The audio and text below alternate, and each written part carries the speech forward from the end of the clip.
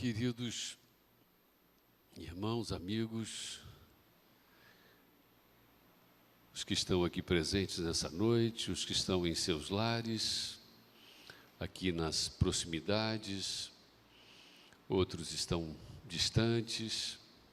Eu tenho recebido notícias de pessoas em Manaus, no Espírito Santo, nos Estados Unidos, acompanhando a programação desta igreja. A tecnologia é uma coisa extraordinária. Ela nos coloca num nível de penetração muito espetacular. Eu quero parabenizar esta igreja por essa iniciativa de colocar a sua programação com qualidade nos lares das pessoas, tanto dos membros que não podem estar aqui, membros da igreja local, quanto outros tantos, oportunizando a palavra de Deus em diversos lugares. Graças a Deus por isso. Com isso eu quero render aqui a minha homenagem à equipe de mídia, que faz um trabalho excepcional. Louvado seja o Deus pelos dons que Ele coloca no seio da igreja, e que todos unidos formam uma força extraordinária. É como um graveto que sozinho é quebrado com facilidade, mas num feixe impossível ser quebrado. Assim somos todos nós, unidos com os talentos de cada qual, todos servindo um propósito único. Meu amigo, coisas extraordinárias, fenomenais, sobrenaturais acontecem na nossa vida, na igreja e em nosso derredor. Onde colocarmos os pés, acreditem, aquele lugar será abençoado. Quero mencionar aqui, que me foi pedido, senão eu acabo me esquecendo, a irmã Cleusa, sogra da irmã Rosilda, mãe do nosso amigo Ailes, está acompanhando a programação lá em Palmas nessa hora. Um grande abraço, irmã Cleusa, fora minha ovelha em tempos idos. E também a sua mãe também em Jaraguá, olha também, fora minha ovelha ali, está lá. Me lembra o nome dela, por favor? Hélia, a irmã Hélia, um grande abraço, Hélia, e a todos os irmãos aí de Jaraguá. E também a irmã Socorro e o irmão Mário, que estão acompanhando lá de Iranduba, região metropolitana de Manaus. E ela está lá ligada conosco aqui. Deus abençoe a todos os lares. Irmãos e amigos queridos, vamos abrir a palavra de Deus no Evangelho de Lucas, capítulo 22, versos 31 e 32.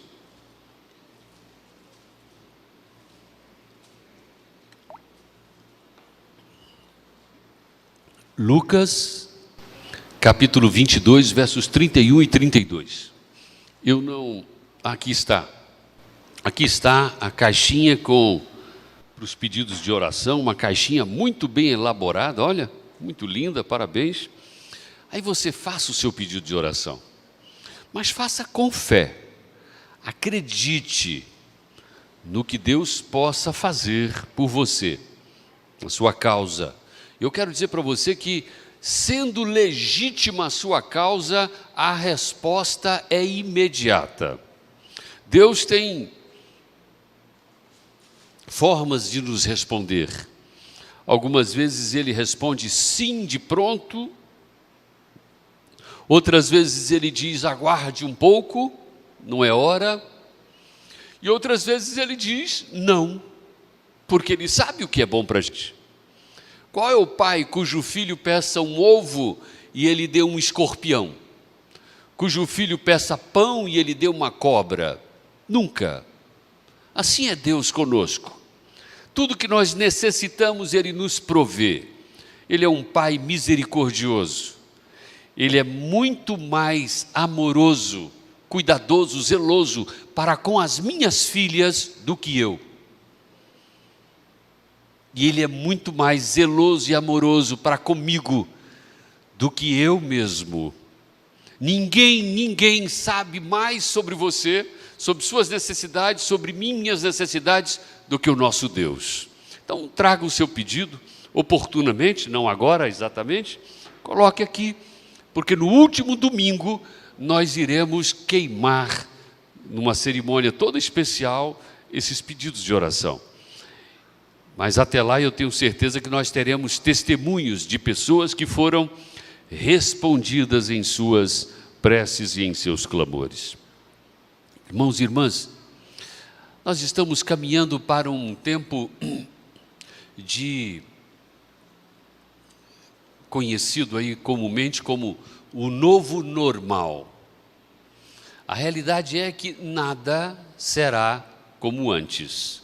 Já dizia alguém numa música aí qualquer. Nada será como antes. Mas nós podemos fazer com que seja melhor do que antes. Depende de nós. Depende de nós.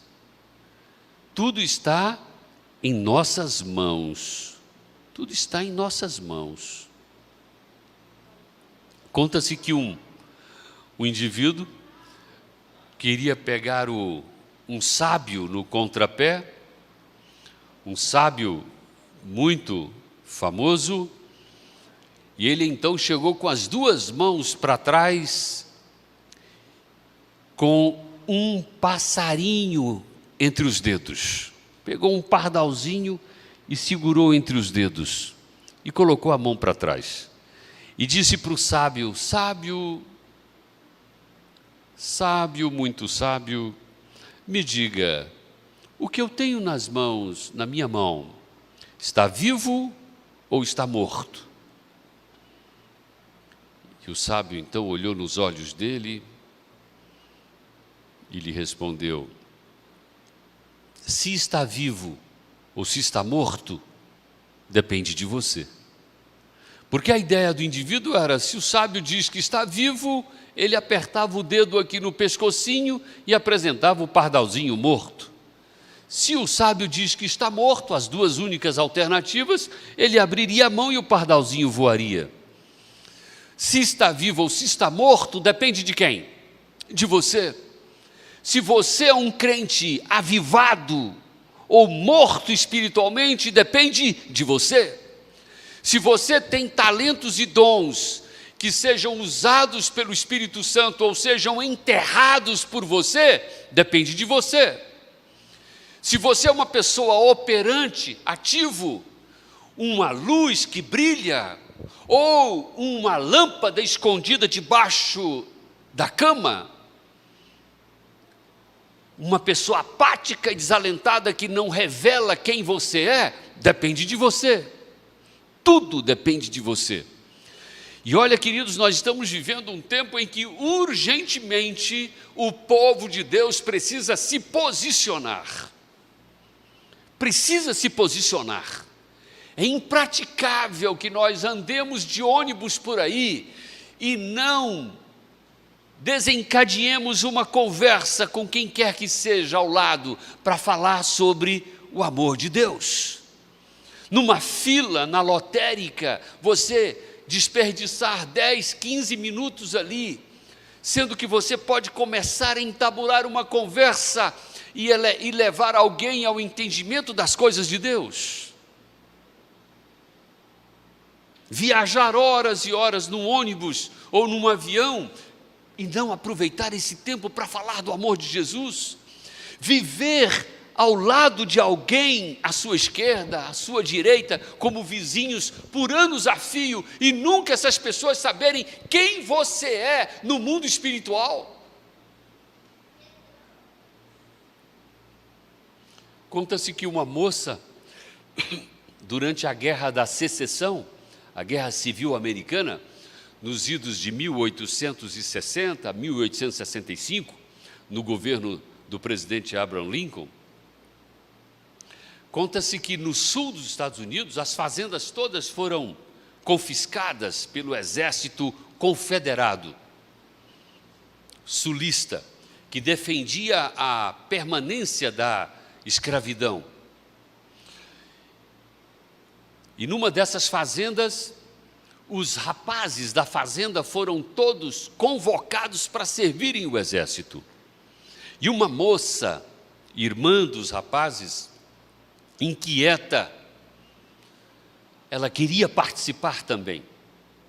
E diz a história que estavam todos numa trincheira, o chão cavado, aberto no chão, e todos ali dentro da trincheira, espreitando o inimigo, quando de repente uma pessoa se esgueirando por entre as árvores, vem e se joga dentro da trincheira. Era a moça. Ela se juntou aos seus irmãos no exército confederado. Só que ela trazia nas mãos um rastelo. Todos os outros com fuzis, e ela com um rastelo na mão. Sabem o que é rastelo? Rastelo. Tem região do Brasil que é conhecido como ciscador. Rastelo. E alguém olhou para ela e disse: mas o que é isso? E ela: eu estou aqui, eu quero participar. E essa pessoa olhou para ela e disse assim: e com esse rastelo na mão, você acha que vai matar quem? Ela disse: eu posso não matar ninguém, mas pelo menos vão saber de que lado eu estou. Pelo menos vão saber de que lado eu estou. Esse tem sido um dilema sério para nós. Essa geração líquida, com essa cultura, com esse formato de apatia, de indiferença,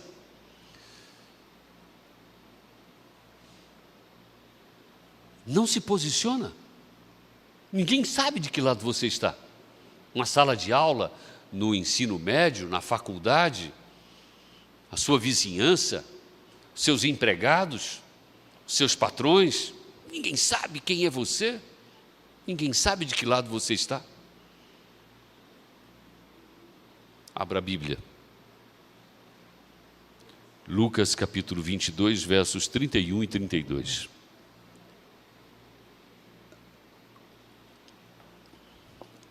Quantos creem nesta noite? Os que estão aqui presentes, você em casa também, abra sua Bíblia, por favor. Lucas 22, versos 31 e 32.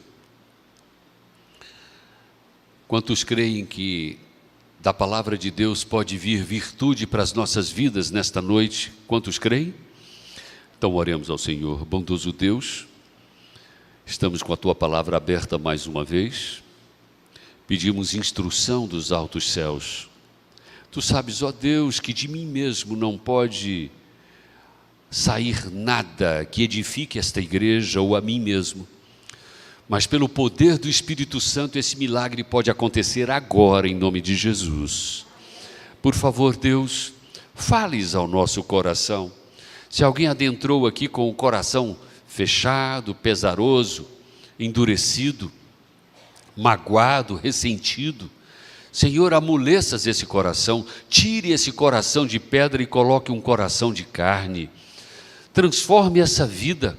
Ajude-nos, ó Deus, para que nós sejamos uma igreja comprometida, uma igreja envolvida, uma igreja, Senhor, amorosa, uma igreja que não ostente na placa um nome, mas acima de tudo que ela demonstre para a comunidade que ela é a igreja do amor, a igreja do carinho, a igreja da amabilidade, a igreja do testemunho coerente. Ó Deus, fales a nós por meio da Tua palavra nesta hora, respondas clamores íntimos que trazemos em nossos corações, respondas inquietações que trazemos conosco, nos dês a Tua instrução, a todos nós, aos que estão aqui no auditório, aos que estão em seus lares, que todos sejam tocados pelo poder do Espírito Santo, em nome de Jesus, amém. Amém. Leiamos o texto. Verso 31 do capítulo 22 de Lucas. Simão, Simão, Eis que Satanás vos reclamou para vos peneirar como trigo. Eu, porém, roguei por ti, para que a tua fé não desfaleça. Tu, pois, quando te converteres, fortalece os teus irmãos. Oséias e Priscila, um casal muito lindo, ali no último banco, com o seu garotinho no colo. Uma satisfação grande ter a família aqui no nosso auditório hoje, está bem? Quero inclusive pedir à igreja uma saudação especial ao Oséias e à Priscila e ao seu filhinho. Isto. Larissa, desculpe, Priscila não, Larissa, perdão, Larissa.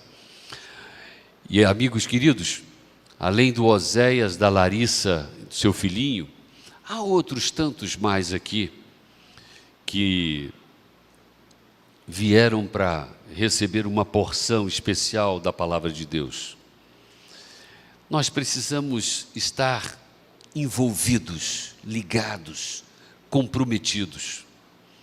Cristianismo egoísta, mesquinho, voltado para si mesmo, não é cristianismo. Não é. É qualquer coisa menos cristianismo. Cristianismo autêntico é aquele em que você sente necessidade de compartilhar, sente necessidade de chegar a alguém. Esse é cristianismo.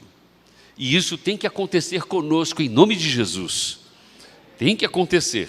Nós não temos mais alternativas, nós não temos mais tempo, não temos mais. Está tudo se esvaindo, tempo, o nosso tempo de vida. Não sabemos em que momento qualquer um de nós pode desaparecer desse mundo, não sabemos. Nós temos que aproveitar a oportunidade. Se ela está batendo a porta desta igreja, com o pastor Eliezer, sua esposa Aila, com os líderes, o Ailes, Rosilda, Renner, com todos os anciãos e líderes e mentores e tal, irmãos queridos, nos envolvamos, não esperemos que alguém me diga o que é que eu tenho que fazer, não, me apresento e me digam o que é que eu tenho que fazer, onde eu posso agir, como eu posso. Nós estaremos aqui para dar o norte, mas é preciso que você se disponha. Há muita gente, irmãos queridos, que simplesmente é o seguinte: se me chamarem, vou ver. Agora, se não citarem meu nome, não me chamarem para nada, glória, melhor assim. Irmãos e irmãs, se apresente, porque Jesus tem nesta noite um aviso especial para você. Ele tem um aviso especial para mim. Ele tem um aviso especial para você que está em casa. Aqui em Goiás, no Amazonas, nos Estados Unidos, onde você estiver nesse planeta e que estiver acessando esse momento, Jesus tem um aviso para você, para a sua vida, para a sua casa. Simão, Simão. Veja Jesus citando o nome de Simão quantas vezes? Dando um sentido para a gente de ênfase. Simão, Simão. Pedro, esse Simão aqui é Pedro, abriu o olho, cresceu o ouvido para entender o que Jesus tinha para lhe dizer. O tom que Jesus usa é de muita compenetração, como exigiu naquela hora e como exige na hora presente. Simão, Simão. Silvio, Silvio. Eliã, Eliã. Helena, Helena. Simão, Simão. Eis que Satanás vos reclamou para vos peneirar como trigo. Olha o alerta que Jesus está dando. E é interessante que Jesus usa o pronome no plural.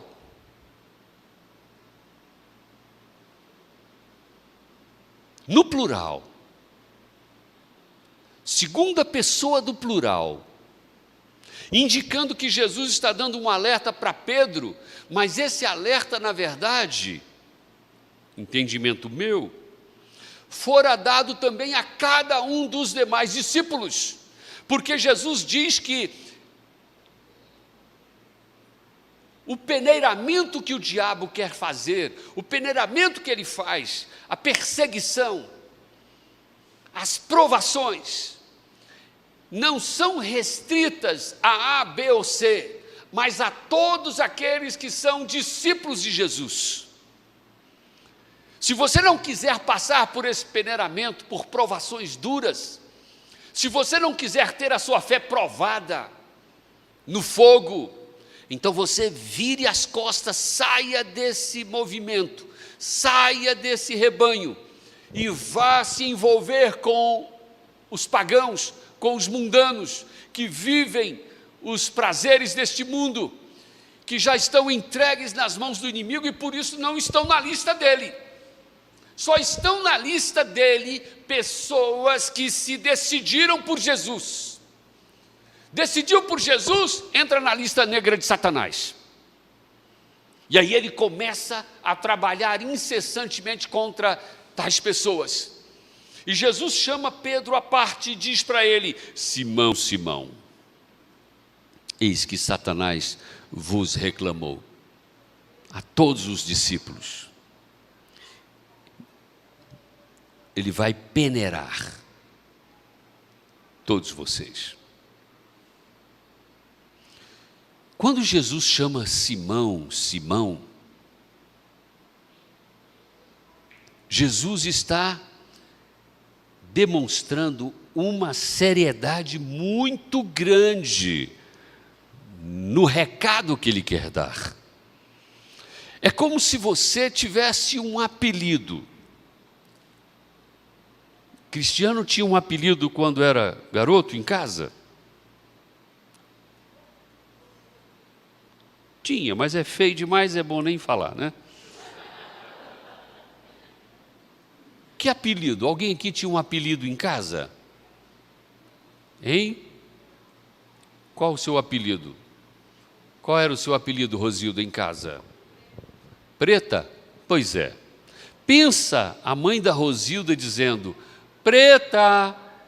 Quando a mãe dizia Preta, para ela estava tudo bem, está suave. Mas se a mãe diz Rosilda, Rosilda,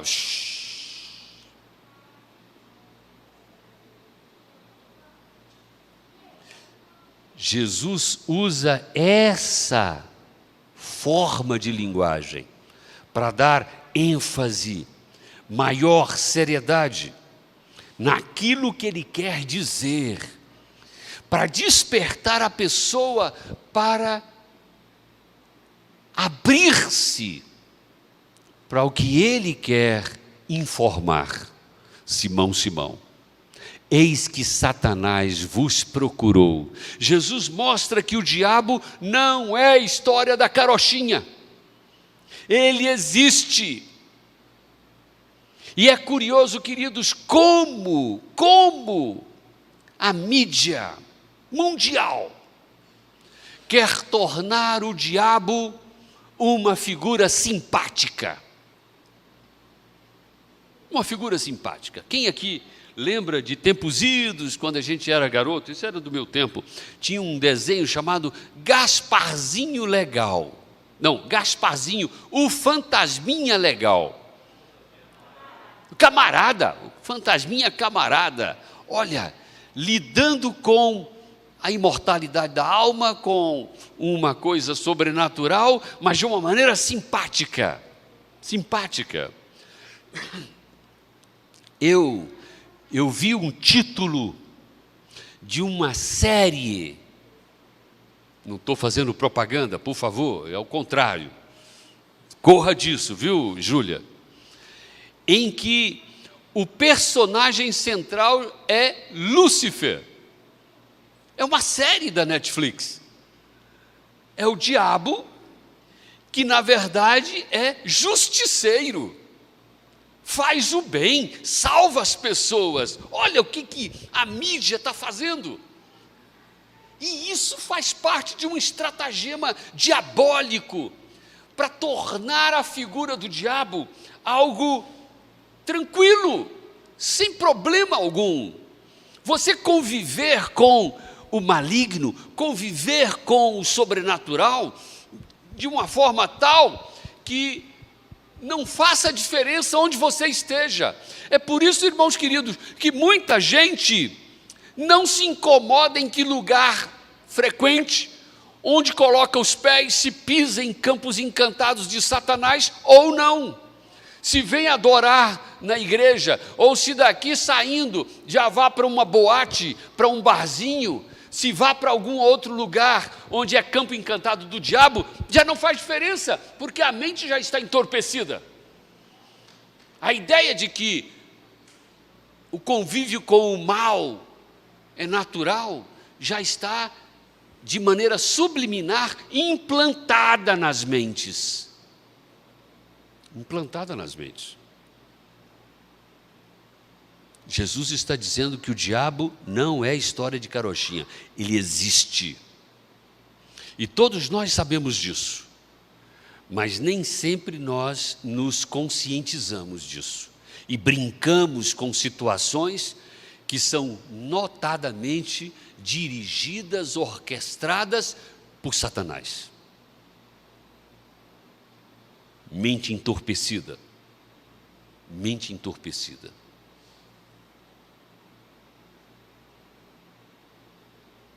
Certa vez eu procurei uma pessoa e disse para essa pessoa, olha, eu vou precisar possivelmente de você, nós vamos precisar possivelmente de você para uma atividade no ano que vem. E essa pessoa disse, não vou poder não. Mas por quê? Algum problema? Não, nenhum problema. Sim, mas se não há nenhum problema, podemos contar com o seu talento para essa atividade? Não, deixa para outra época e tal. E não sei por que veio ao meu coração inquiri-lo sobre um outro aspecto. Era um indivíduo solteiro, namorava já há algum tempo com uma pessoa, e eu disse, mas está tudo bem no namoro? Normal. Mas normal como? Cada um na sua? Não, normal. Ok, amigo, mas normal assim, ela dorme na casa dela, você dorme na sua, vocês nunca se deitaram juntos? Não, a gente tem relações normalmente.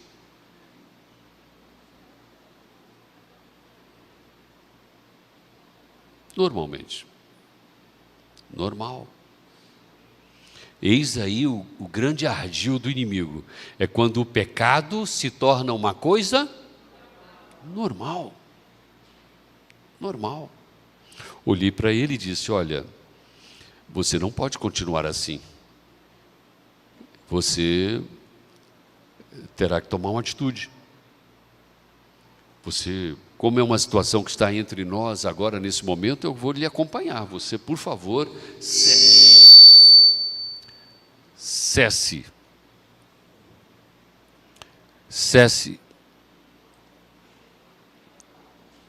Você, por favor, cesse completamente essa anormalidade. Não tem nada de normal nisso. Tudo bem, pastor, eu vou cuidar disso. Então está ótimo. Passa-se uma semana, e então fulano resolveu aquilo? Não, a gente ainda continua. Um mês, não, a gente ainda continua. Mas amigo, não, a gente continua. Depois de algum tempo mais, eclode a notícia de que o contexto fora desvendado e agora já se tornara público. E eu então ligo para esse indivíduo e digo para ele: agora eu preciso ter uma conversa pessoalmente com você. E ele me convida, eu vou ao escritório dele, ele me recebe, eu me assento, e ele disse: pois não, pastor. Eu disse: amigo, é o seguinte, enquanto estava restrito a nós dois, era algo que a gente tratava de maneira confidencial, mas agora se tornou público, e eu vou ter que proceder uma disciplina a você. Disciplina? Não. Disciplina não, de maneira alguma. Por que disciplina? Não. É apenas uma fraqueza que eu tenho. O senhor não tem fraquezas? Falei: tenho, muitas. Então, o senhor tem as suas, eu tenho as minhas. Oh, que lógica fantástica. Não, disciplina não. Falei: está certo, você está certo. Todas as pessoas têm fraquezas. Ele: é exatamente. É uma fraqueza que eu tenho. A diferença entre nós dois é apenas uma. Ele: qual? É que você tem fraquezas e eu também tenho. Mas você se entregou às suas fraquezas. Você desistiu de lutar. E eu, pela misericórdia de Deus, continuo lutando. Esse é o diferencial. Você se entregou. Você abraçou o pecado. Você tornou o pecado algo cotidiano, normal na sua vida. Eu, embora seja um pecador, falho e limitado, mas eu estou em constante luta. Eu não quero admitir de maneira alguma que o pecado se torne algo cotidiano, sistemático, embora eu seja tão passível quanto você. Mas você não, você abraçou o pecado, e agora ele se tornou público, e trouxe opróbrio para a igreja de Deus também. Então você será submetido a uma disciplina. Ele olhou para mim e disse: o senhor está certo, pode disciplinar. Amigos queridos, o problema maior é quando o pecado se torna normal e ele passa a ter hora marcada na nossa vida. Jesus está alertando Pedro sobre o seu mau gênio, sobre suas tendências arrogantes, sua prepotência. Pedro era um homem de gênio difícil, queria impor sua vontade todo o tempo. Jesus viu nisso uma oportunidade para o inimigo anular as virtudes e as habilidades maravilhosas que Pedro teria. E é isso que o diabo tem feito. Ele sabe que você tem habilidades maravilhosas, que você é uma pessoa talentosa. Ninguém nesse mundo nasceu sem habilidades e talentos provenientes de Deus. Ninguém. Aí o que o inimigo procura fazer? Abafar, esconder, amofinar tudo aquilo que você poderia fazer com seus talentos, e torna evidente apenas a arrogância, a prepotência, a vaidade. E aí os talentos maravilhosos que poderiam ser instrumentos nas mãos do Espírito Santo ficam perdidos, porque o pecado fica normal. Verso 32, eu, porém, roguei por ti. Olha, segunda pessoa do singular.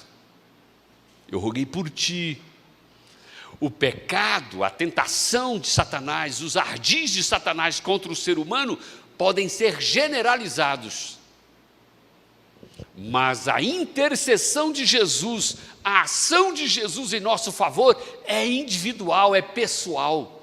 O diabo pode chamar você pelo seu pecado, mas Jesus chamará você pelo seu nome.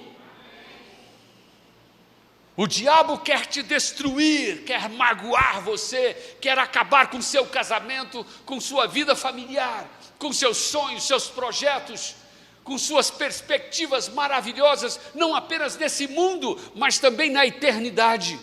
Mas Jesus quer preservar você hoje, quer salvar a sua vida, salvar o seu casamento, salvar o seu lar, salvar os seus sonhos.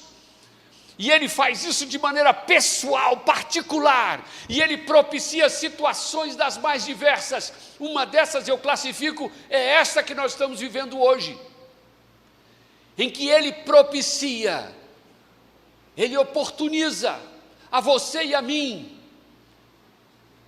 um momento para reflexão e autoanálise, para que a nossa vida saia de um marasmo, saia de uma situação apática, estática, e entre num dinamismo, em que nós sejamos instrumentos de Deus, em que coisas maravilhosas aconteçam na nossa vida, e através da nossa vida, aconteçam nas vidas de outras pessoas.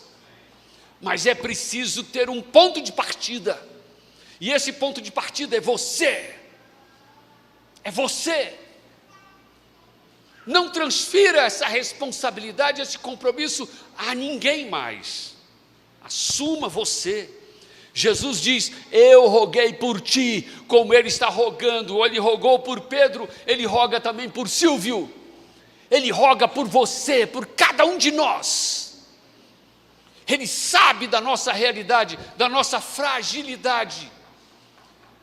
Mas Ele vem e coloca a mão no nosso ombro.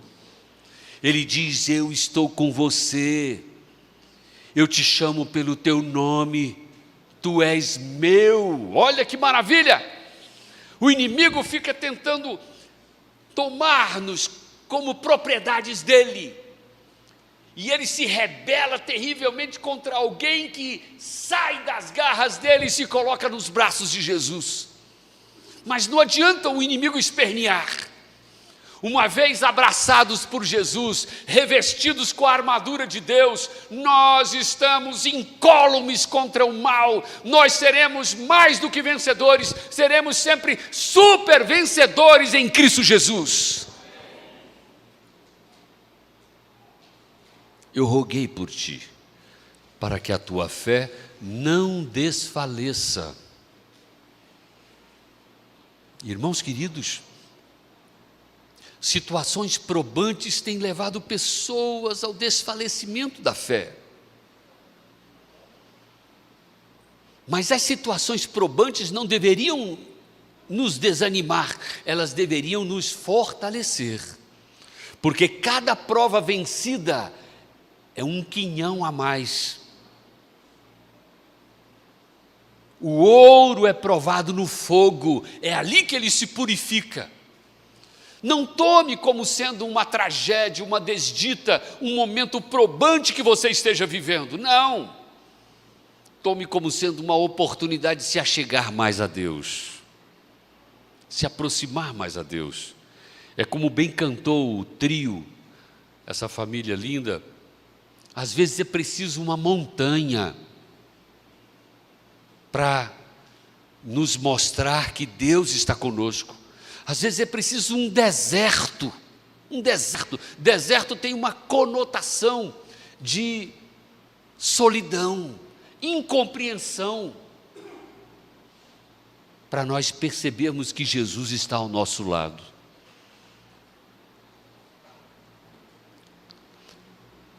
Tu, pois, a última parte do verso 32, quando te converteres, fortalece os teus irmãos. Eis aí a missão. A missão é essa. Fortalece os teus irmãos. Um projeto maravilhoso de Deus. Seja útil. Fortalece a tua igreja. Fortalece a tua comunidade. Seja humilde para atender um projeto que o pastor traga para a igreja, que a liderança traga para a igreja. Se submeta, não fique com espírito arrogante, prepotente, olhando para o que você realiza ou já realizou. Não, abra a mente sobre o que é que Deus tem de novidade para você agora.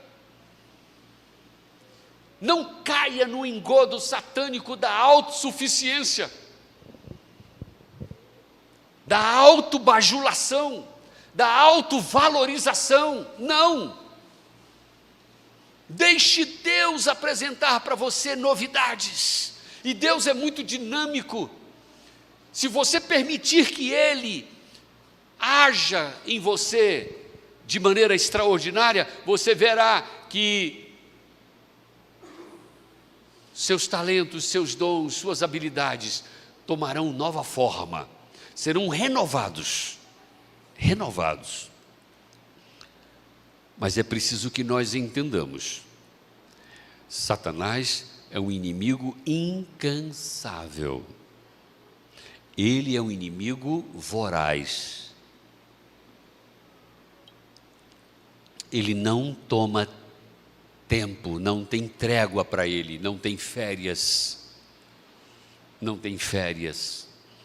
Você sai do seu quarto no meio da madrugada, você vai para a sua rede na varanda. Não pense que você se livrou dele.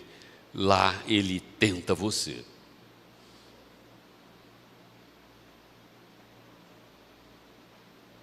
Lá ele tenta você. Mas como diz no Salmo 139, não importa onde você se encontre, Jesus também está lá com você. Se você vai para o fundo do mar, Ele está lá com você. Se você vai para o mais alto da montanha, Ele está com você. Não importa o quanto o inimigo te enrede, o poder libertador de Jesus será sempre maior. Sempre maior. O que nós precisamos é apenas nos submeter, nos jogar aos pés do Senhor. Nos jogar aos pés do Senhor.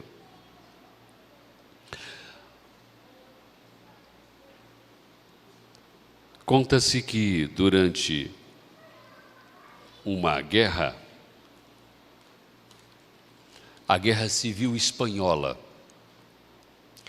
nos idos de 1936 a 1939, um relato verídico, real, quando o conflito parecia atingir o seu ponto mais crítico, o general Emílio Mola, comandando 4 colunas expedicionárias, avançava em direção à capital Madrid, que estava tomada pelo exército de Francisco Franco, o ditador.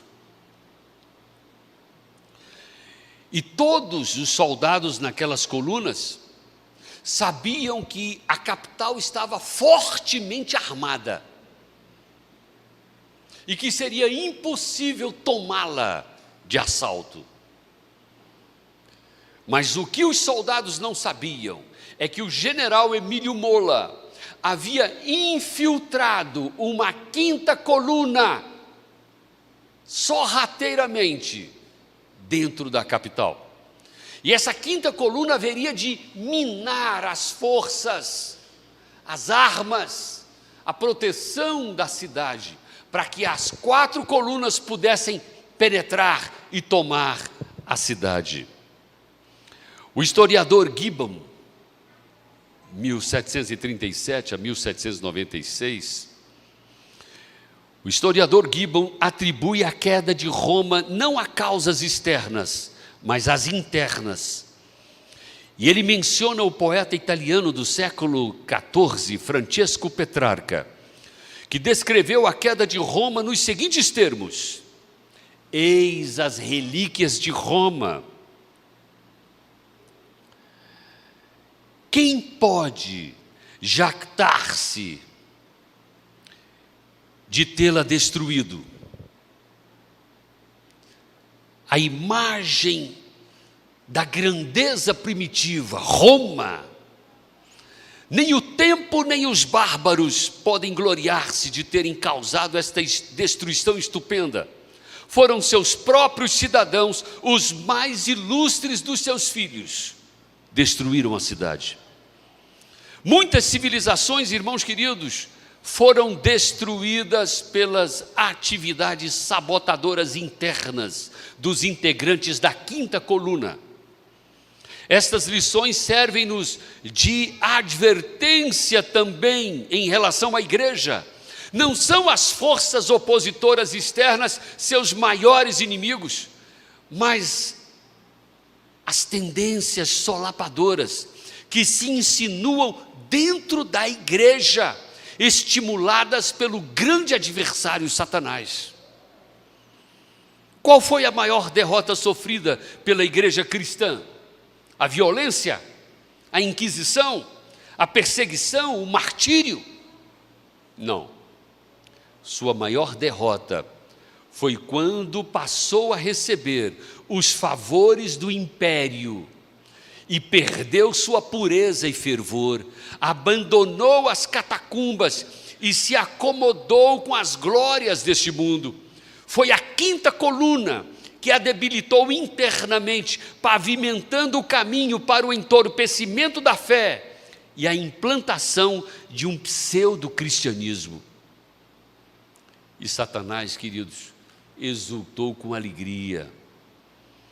A Shore White, no livro Mensagens Escolhidas, volume 1, página 122, ela diz um texto muito contundente para nós. Temos muito mais a temer de dentro do que de fora. Os obstáculos à força e ao êxito são muito maiores da parte da própria igreja do que do mundo. O que está acontecendo de pior? É dessas janelas para fora ou dessas janelas para dentro? Onde está a indiferença, a apatia, a falta de compromisso, a falta de entrega, a falta de conversão genuína, a falta de amor? Onde está? Dessas janelas para fora ou dessas janelas para dentro? Nosso adversário não nos combate unicamente do lado de fora. Ele está no interior, no coração de cada um de nós, onde há contenda, onde há indiferentismo, apatia, engano, mundanismo. Aí está a quinta coluna do mal, onde Satanás pretende se apoiar em seu assalto final contra a igreja, a fortaleza de Jeová. Quinta coluna do mal está infiltrada. O joio está misturado com o trigo. Nós não sabemos quem é quem. Não sabemos quem foi trazido pela mão de Satanás e plantado aqui dentro da igreja para atravancar os projetos, para deteriorar a espiritualidade da igreja, para causar porfia, contenda, inimizade entre irmãos. E olha, irmãos queridos, eu quero dizer sobre esse particular uma palavra que está em Provérbios. Abre aí, por favor, sua Bíblia. Provérbios 6. Provérbios 6, versos 16 a 19. Provérbios 6, você em casa, abra sua Bíblia aí em Provérbios 6, versos 16 a 19 também. Acompanhe em casa com a sua Bíblia. Provérbios 6, versos 16 a 19. Salomão, onde está a sua Bíblia, Salomão? Está aí aonde? No banco? Está aberta? Provérbios 6? Então pega na mão, eu quero ver você com a Bíblia na mão, Salomão. A Bíblia tem poder na mão da gente. Provérbios 6, versos 16 a 19. Agora eu estou vendo meu amigo Salomão ali com a Bíblia na mão. Vamos ler o texto, Provérbios 6, versos 16 a 19. 6 coisas o Senhor aborrece. Quantas coisas o Senhor aborrece, irmãos? 6. Mas há uma 7ª, que a sua alma o quê? Meu irmão, dá para você perceber a diferença entre aborrecer e abominar? Abominação aos olhos de Deus. As 6 coisas: olhos altivos, orgulho, língua mentirosa, pessoas falsas, maledicentes, críticas, desdenhosas, mãos que derramam sangue inocente, falam coisas e depois magoam, ofendem, e depois simplesmente volta com uma desculpinha esfarrapada para passar um paninho quente e fica por isso mesmo. Coração que trama projetos iníquos, pessoas que ficam aí planejando formas de jogar um grupo contra o outro, de jogar pessoas contra outras, de conspirar contra o ministério pastoral, de conspirar contra o ministério dos anciãos, o ministério dos pais de família, o ministério dos jovens. Maquiavelice, coração que trama projeto iníquo, pés que se apressam a correr para o mal,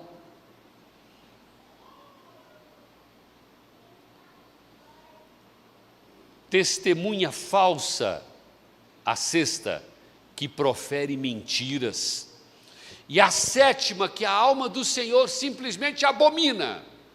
Leiam comigo, irmãos, a 7ª, verso 19, a última parte. E o que semeia, vamos lá? E o que semeia, pronto, o que semeia contendas entre irmãos. Esse indivíduo é altamente diabólico. E o que é pior, esse sujeito, essa pessoa, não está lá fora, ele está aqui dentro, mas ela não está aqui pela mão do Espírito Santo. Embora possa estar com a Bíblia debaixo do braço, com a lição da escola sabatina debaixo do braço, possa ter até muitos textos decorados, espírito de profecia, conheça a história da igreja e dê aquele ares de santidade e de consagração, mas na verdade é um instrumento diabólico que provoca contenda entre irmãos. Se eu falo a alguém que já passou por essa experiência e sente um calafrio, sente que o inimigo tem se apoderado de você por conta da sua vaidade, arrogância, presunção, por conta desse sentimento territorialista, dono da situação, cuidado, caia aos pés do Senhor, converta-se como Jesus alertou a Pedro. Deus tem um projeto para a sua vida, mas se você se deixar dominar pelo inimigo, você vai ser sacudido, você não vai permanecer na igreja de Deus, o joio vai ser separado do trigo, vai ser queimado, é como um graveto seco, que não produz nada, está lá só atrapalhando, vai ser arrancado e jogado fora, vai ser queimado. Tu, quando te converteres,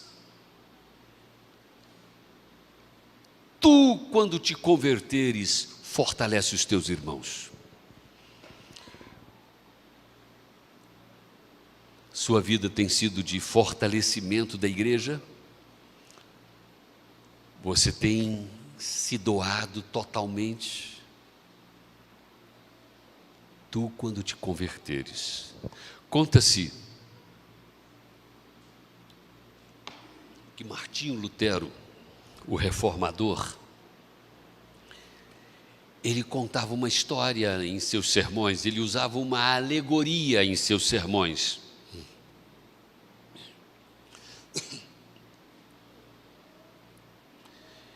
E Martinho Lutero dizia nessa alegoria, na sua pregação, que uma mulher, certa feita, recebera uma visita inusitada.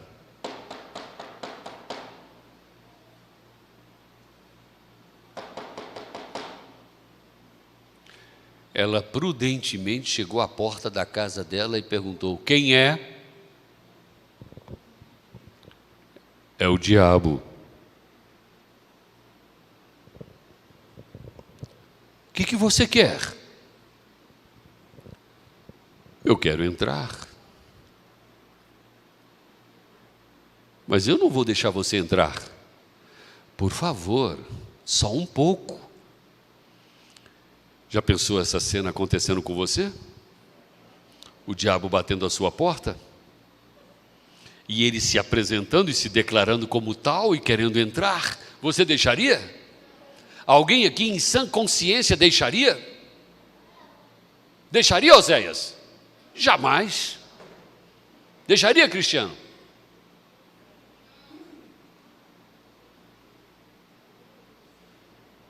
Ninguém deixaria. Eu não quero nada com você, pode ir embora. Tudo bem. Mas pelo menos você poderia guardar aí com você um pacotinho que eu tenho aqui. Eu não quero nada da sua parte. E então? Você não quer o diabo. Mas que tal só um pacotinho dele? Poderia ser um pacotinho do diabo? Você receberia na sua casa alguma coisa que seja do diabo, só para você guardar por um tempo? Que tal? Também não?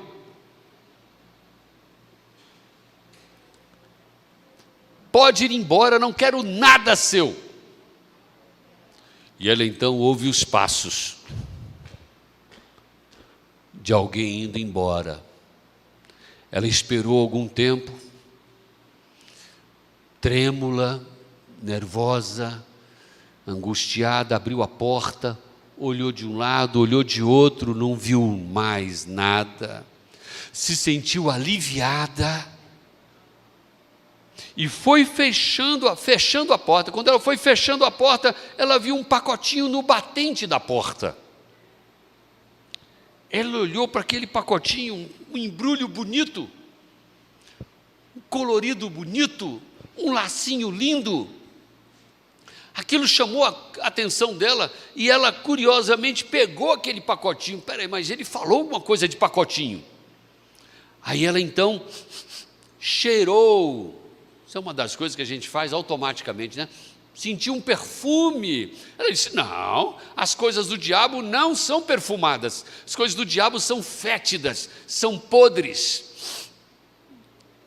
Alguém deixou esse pacotinho aqui, esqueceu, caiu alguma coisa, eu vou guardar, porque essa pessoa virá buscar. Esse é um dos ardis do inimigo. Ele quer sempre que nós tenhamos a ideia de que ele é aquela figura com chifrinho, com um rabinho em seta, com um tridente na mão, com uma mídia historicamente inculcou na mente das pessoas.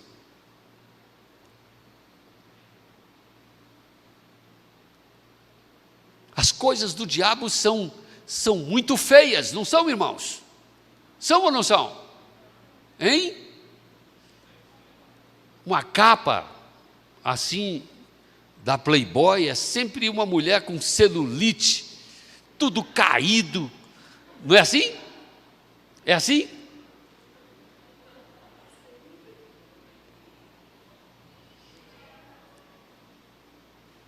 Irmãos, a maneira de Satanás seduzir o ser humano é sempre com a propaganda visual. Ele instiga. E, por incrível que pareça, nem sempre nós nos atentamos para isso. Nem sempre percebemos que a roupa que estamos usando pode estar sendo utilizada pelo inimigo para provocar o pecado noutra pessoa. E quem provoca o pecado, o desejo, a cobiça, é tão pecador quanto quem cobiçou e desejou. Certa vez eu estava à porta de uma igreja pequena. Eu estava ali aguardando o momento para eu entrar, para pregar, e eu estava à porta por um acaso, por uma circunstância, quando eu vi um casal chegando, um casal jovem, com uma bebezinha. A mulher tinha recentemente ganhado o bebê, dado à luz, e está vindo o casal. Mas ela vinha com uma saia, eu não sei que tecido é aquele, uma saia que cola, que fica bem justa, uma lycra, não sei do que, mas justinha.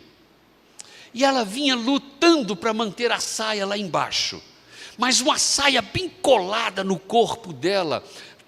Ela ainda estava com a barriga protuberante, ela ainda estava... Não era a roupa adequada absolutamente, aliás, nunca seria, mas muito menos nessa circunstância. Quando o casal se aproximou, eu interrompi o caminho do casal, cumprimentei, feliz sábado e tal, e disse assim para ela: irmã, a irmã está confortável nessa saia? Ela ficou assim. Eu disse: irmã, a irmã está com uma saia muito justa, o seu corpo ainda está voltando ao normal, não é uma saia adequada absolutamente. A irmã não teria outra saia? E o marido jovem olhou para mim e disse assim: pois eu disse isso a ela, pastor. E eu pensei cá com meus botões: você é muito mole, rapaz, porque você está sem moral nenhuma. Ela pediu licença, moravam próximo à igreja, ela voltou lá, voltou com uma saia plinçada, ó, plinçada, hein? Sabe tudo de moda. Uma saia plinçada, redondinha, apropriada para ela, voltou elegante, bonita. Eu a cumprimentei, parabenizei, disse: irmã, que bom gosto, parabéns, e entrou. Sabe, irmãos queridos, temos que ter esses cuidados. A mulher tem que ter esses cuidados, os homens precisam ter esses cuidados, todos nós precisamos nos ajudar mutuamente. Lembro de uma irmã que carregou demais o rímel, o blush, nem sei o que é isso, mas já ouvi falar.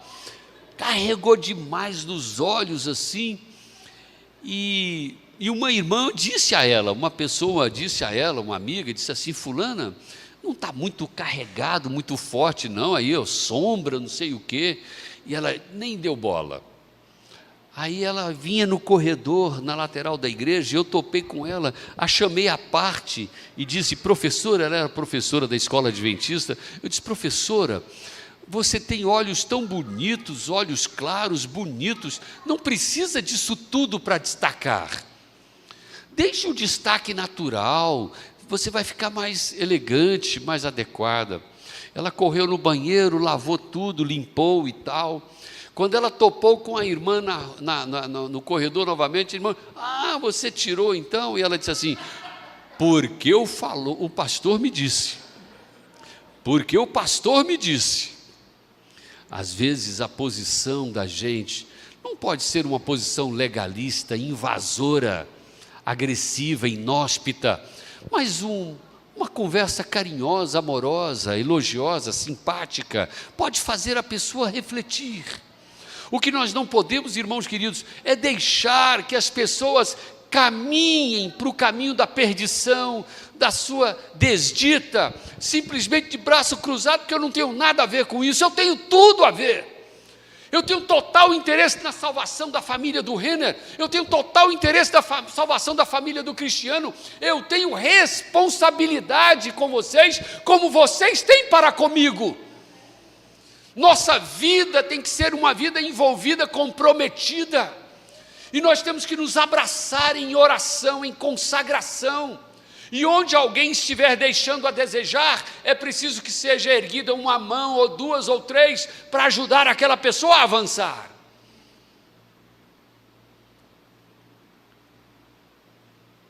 Aquela mulher guardou o pacotinho na estante, e começou a exalar um mau cheiro do pacotinho. E ela não sabia de onde vinha aquele mau cheiro. E aquele mau cheiro impregnou as coisas da cozinha, os utensílios do quarto, da casa. E aquilo começou a causar um mal-estar terrível.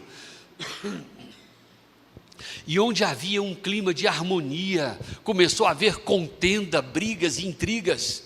Onde havia uma atmosfera consagrada de cultos domésticos, esqueceu-se dos cultos. Onde havia uma frequência constante, sistemática aos cultos da igreja, na adoração, de repente um relaxamento total e ninguém se interessava mais. Onde havia fidelidade nos dízimos, nas ofertas, de repente ninguém queria mais ser mais zeloso e dedicado nas coisas de Deus, e começou a bater a apostasia à porta da casa. E aquela mulher via seus filhos se esvaindo da igreja, ela via o seu marido se esfriando cada vez mais espiritualmente, e ela em angústia começou a clamar: Deus, Deus, o que está acontecendo, Senhor? E ela em lágrimas buscava de Deus uma resposta, e ela ali chorando, clamando, quando o Espírito Santo fala ao coração dela, e ela então se lembra do que, irmãos? Do pacotinho. E ela olha para o pacotinho e diz: esse pacotinho sempre fora de Satanás, nunca fora de outra pessoa senão do diabo. E ela correu lá e pegou o pacotinho, e ela o levou lá no rio Meia Ponte, lá no rio Meia Ponte, procurou o ponto mais profundo e jogou o pacotinho, e ele desapareceu nas profundezas do rio. E ela voltou para casa, e com o passar dos dias, aquele mau cheiro foi desaparecendo, e a harmonia foi retornando, o culto, a adoração, a fidelidade, o amor, os gestos, o carinho entre a família, o serviço na igreja. Irmãos e irmãs, possa ser que nesta noite eu fale a alguém que esteja inocentemente cultivando algum pacotinho do diabo em casa. É hora de se desfazer disso. É hora de jogar isso fora. É hora de queimar, destruir. Não deixar nada do diabo na sua casa. Absolutamente nada. Colocar a sua família totalmente aos pés do Senhor, para que Deus faça a obra na sua vida. Deus faça a obra na sua vida. É hora de você dizer: Senhor, a minha casa está nas tuas mãos. O que foi trazido pela mão do inimigo, eu quero que seja banido da minha casa em nome de Jesus. Eu não sei enumerar que pacotinhos possam ser esses. Eu sei da minha vida, mas você sabe da sua. Só você sabe da sua. Só você. E eu vou convidar você agora a colocar a sua vida diante de Deus, a buscar de Deus o socorro, a ajuda, para que você seja uma bênção nesta igreja e onde você estiver. Nunca seja motivo de maldição, mas de bênção. E eu gostaria que você se colocasse em pé. Se você nesta noite quer consagrar a sua vida ao Senhor, dizer: Deus, o que quer que haja na minha casa que não seja da parte do Senhor, eu quero que seja eliminado. Quer seja na geladeira, na cozinha, na despensa, na música, nos programas de TV, no que quer que seja. Se o inimigo está tomando vulto sobre quaisquer dessas coisas, é hora de eliminá-las em nome de Jesus. Se você tem trazido algum pacotinho do diabo no seu coração, um ressentimento, uma mágoa contra alguém, na igreja, na família, na sociedade, onde quer que seja. Alguém que lhe deveu, alguém que lhe trouxe um prejuízo material, um prejuízo moral, alguém que lhe maldisse, e você ficou profundamente magoada ou magoado. É hora de você romper com esse pacotinho, eliminá-lo do seu coração pelo sangue de Jesus. Faça isso agora, meu irmão. Faça isso agora, meu querido, na sua casa, no seu lar. Fique em pé também você na sua casa. Coloque-se em pé, feche seus olhos e faça uma oração a Deus. Diga a Deus o que força você precisa para poder se libertar de pacotinhos do diabo. Jesus nesta noite veio trazer um recado para você, um recado para mim. E nós precisamos ouvir esse recado. Porque ele chamou Pedro pelo nome, ele chama também você e a mim. Nesta noite ele diz: Silvio, Silvio, cuidado. Nesta noite ele está dizendo: Beatriz, Beatriz, cuidado.